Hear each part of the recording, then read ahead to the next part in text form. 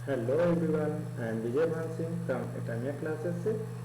और अच्छा बच्चों, पिछले टर्म पे हम लोगों ने किंगडम मोनेरा में बैक्टीरिया के मतलब उसके फिगर के बारे में जाना था, उसके फिगर के बारे में पढ़ा था और उनकी आउटलाइन की भी बात की थी, लेबलिंग की बात की थी। आइए आज हम लोग थोड़ा सा इसके बारे में जानने की कोशिश करते हैं कि जो मेनली कैप्सूल होता है, सबसे बाहर की आउटर कवरिंग है, ये मेनली बनी हुई है जिसको हम लोग ग्लाइको ग्लाइकोकैलिक्स कहते हैं। एक मिनट बेटा, ये है मेनली, हम इसको कह रहे हैं ग्लाइकोकैलिक्स।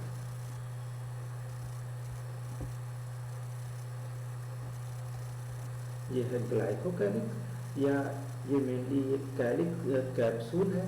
ये मेनली बना होता है पॉलीसेकेराइड और पॉलीपेप्टाइड, ये दोनों की। लेकिन अगर हम बात करते हैं सेल वॉल की, ये तो पेप्टिडोग्लाइकॉन की बनी होती है, पेप्टाइड प्लस ग्लाइकोजन, तो ये पेप्टिडोग्लाइकॉन की हो गई। लेकिन अगर यही हम अगर सेल मेम्ब्रेन की बात करते हैं तो लिपोप्रोटीन की बनी होती है। और इतनी बातें तो ये हो गई मेनली उसके cell wall, capsule, cell membrane के बारे में। लेकिन अगर हम इसके अंदर जो साइटोप्लाज्म होता है, अगर हम उसकी बातें करें तो देखिए उसमें क्या होता है, थोड़ी सी अगर हम बात करते हैं, इसमें अगले पेज पर आते हैं, इसके बारे में कुछ पॉइंट्स नोट करते हैं। देखिए इन जैसे इन साइटोप्लाज्म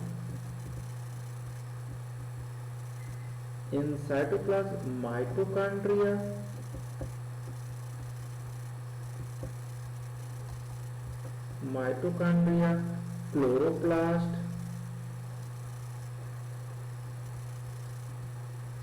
माइटोकॉन्ड्रिया हो गया, क्लोरोप्लास्ट,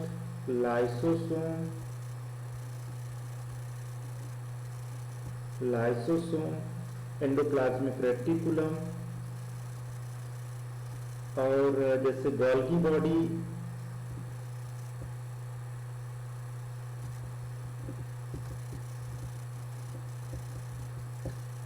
बॉडी, ये सभी क्या होते हैं, एब्सेंट होते हैं। जो साइटोप्लाज्म होता है जैसे इसमें आर एब्सेंट।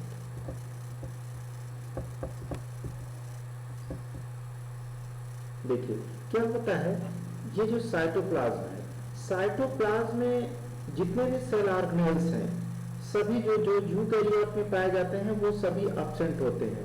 यहाँ पर वनली सिर्फ और सिर्फ राइबोसोम पाया जाता है, ये राइबोसोम, और वो भी 70S टाइप का। ठीक है। और अगर हम बात करें कि इसमें और क्या मेनली पाया जाता है, तो इसमें ये जो सेल मेम्ब्रेन है, सेल मेम्ब्रेन ही अंदर की तरफ धंसते हुए जो कि है एक उंगली लाइक मतलब फिंगर लाइक स्ट्रक्चर्स बनाती है, जिसे हम मेनली मीजोसोम्स कहते हैं। ये मीजोसोम्स मेनली जो कि है अगर हम बात करें तो ये माइटोकॉन्ड्रिया के इक्वलेंट हम मान सकते हैं। ठीक है, तो ये मेनली माइटोकॉन्ड्रिया के इक्वलेंट होने का मतलब ये हो गया, एक प्रकार से रिस्पिरेशन का काम करती है, ये रिस्पिरेशन करती है। तो एक पॉइंट इसके लिए नोट कर लेते हैं।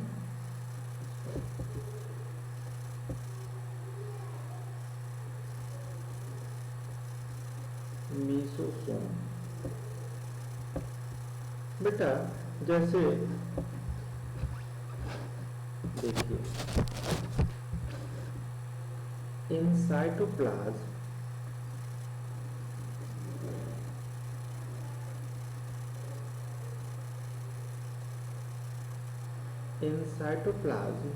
अगर हम बात करें तो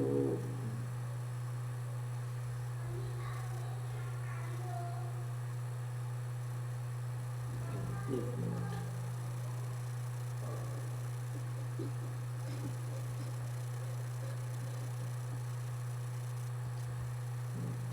cell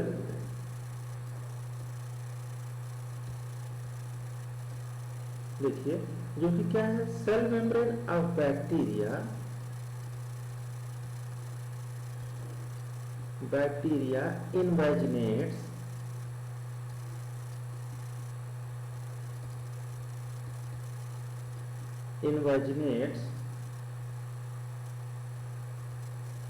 in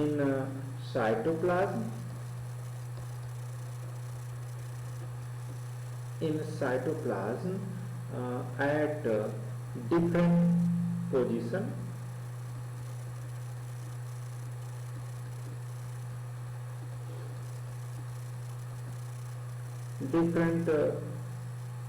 position and form mesosomes। अच्छा बच्चों, ये जो मीसोसोम्स होता है यही जो कि है माइटोकॉन्ड्रिया के इक्वलेंट मतलब रिस्पिरेशन करता है। और अगर हम एक बात और अगर हम कह दें कि इसका और भी फंक्शन हो सकता है, जैसे सेल रिस्पिरेशन के अलावा सेल वॉल सिक्रीशन में भी हेल्प करता है, और अगर हम बात करें डीएनए रिप्लिकेशन में भी हेल्प करता है, और सेल डिवीजन में भी हेल्प करता है। तो ये सब सारी बातें हम इसके बारे में लिख सकते हैं it helps in cell division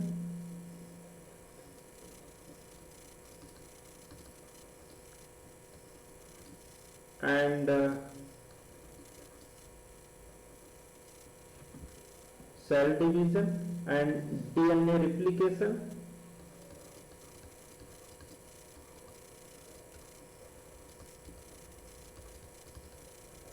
अच्छा, इतना मान लीजिए हो गया।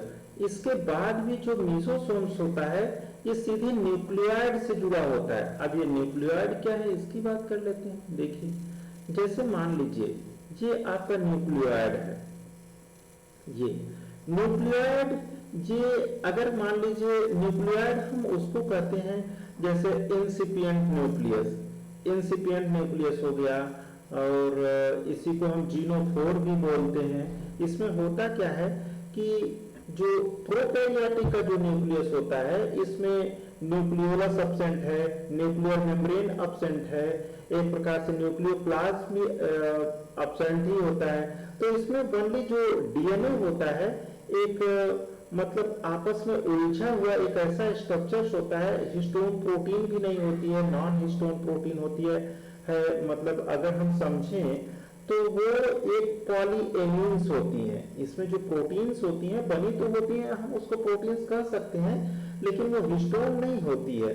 तो वो पूरी तरह से एक प्रकार से डीएनए को बस सिर्फ बांध के रखती है, इसीलिए हम उसको जो कि इंसिपिएंट न्यूक्लियस या न्यूक्लियोइड बोलते हैं। अच्छा, इतनी बातें तो ये हो गई, तो इसके बारे में भी थोड़ा सा नोट कर लेते हैं। जैसे मान लीजिए न्यूक्लियोइड,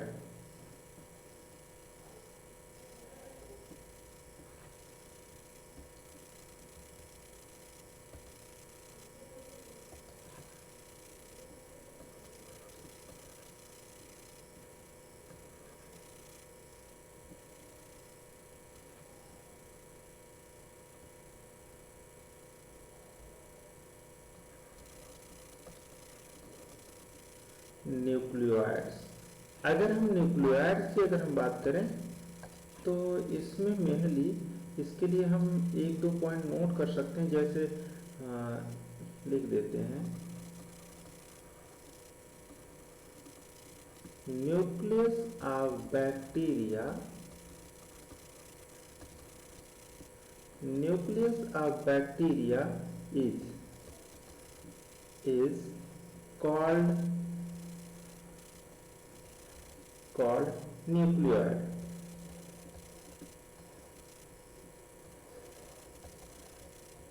Nucleoids are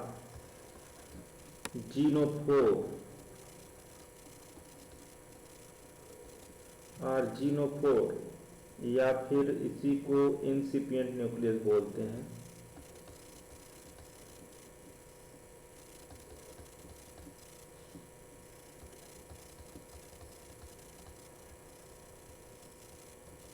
इंसिपिएंट न्यूक्लियस बोलते हैं।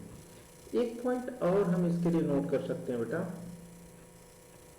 जैसे मान लीजिए इसमें ये होता क्या है कि ट्रू न्यूक्लियस एब्सेंट होता है।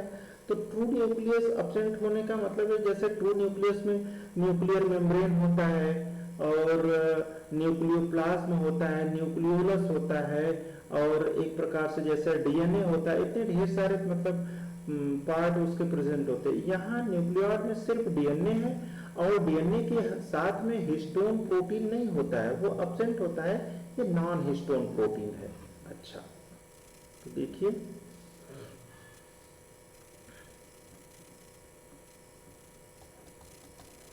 The chromosome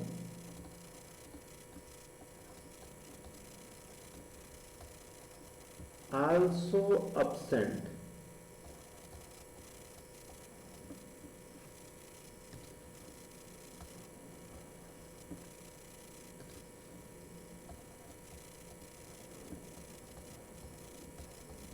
the chromosome also absent but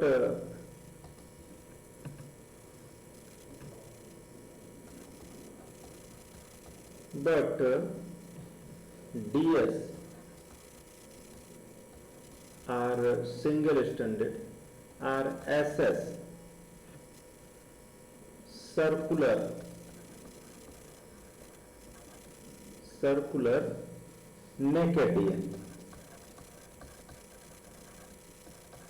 naked DNA are present।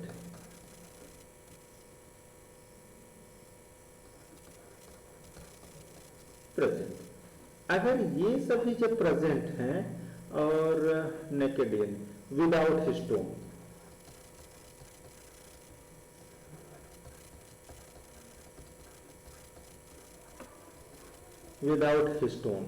इसमें हिस्टोन प्रोटीन भी नहीं पाया जाता है। एक पॉइंट और हम इसके लिए नोट कर सकते हैं,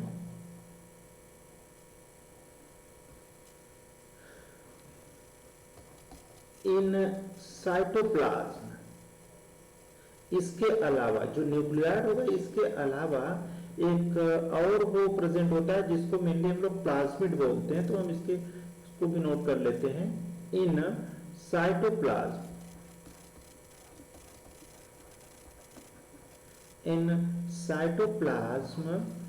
ए small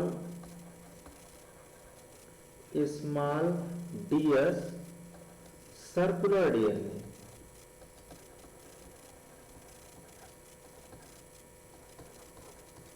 circular DNA is also present,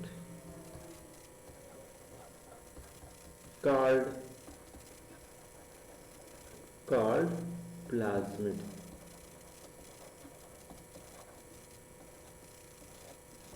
ये बातें हो गई मेनली उनके न्यूक्लियस के बारे में। अच्छा, और कुछ बातें हैं जैसे देख लीजिए इसमें। अच्छा, ये अब थोड़ी सी बातें रह गई जैसे मीजोसोम्स हो गया, न्यूक्लियस हो गया, राइबोसोम्स हो गया, सारी बातें हो गई। अच्छा, flagella mainly helps in locomotion.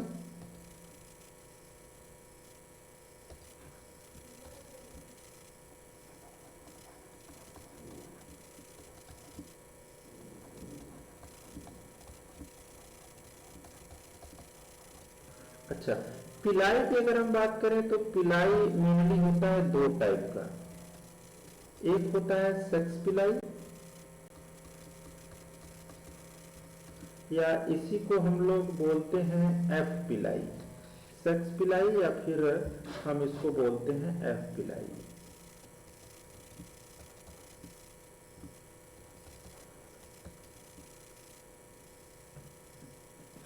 Sex पिलाई या फिर एफ पिलाई। इसका जो फंक्शन होता है ये mainly conjugation, helps in conjugation,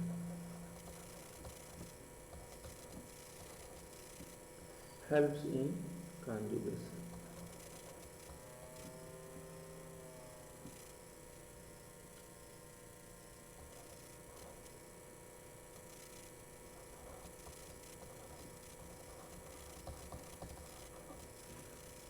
और लेकिन और जो दूसरा पिलाई होता है, पहला ये दूसरा, जो दूसरा दूसरा टाइप होता है पिलाई का, पहला तो एक तो हो गया सेक्स पिलाई, और या उसी को बोलते हैं मेनली एफ पिलाई।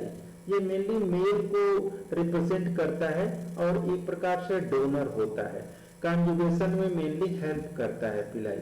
और जो दूसरा होता है ये अटैचमेंट के लिए होता है, इसको हम नाम देते हैं फिम्बरी।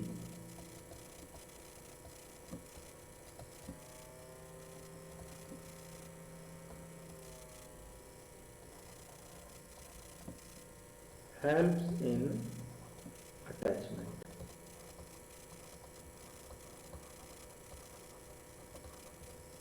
ये तो बच्चों हुआ मेनली, अगर हम बात करें तो ये आपका हुआ पूरा मेनली। अगर हम बात करें तो एक प्रकार से बैक्टीरिया का स्ट्रक्चर और उसके बारे में नेक्स्ट टर्म पर हम थोड़ा सा जैसे मान लीजिए पढ़ेंगे आर्की बैक्टीरिया और यू बैक्टीरिया के बारे में, जो आपकी एनसीईआरटी में दिया हुआ है। तो धन्यवाद।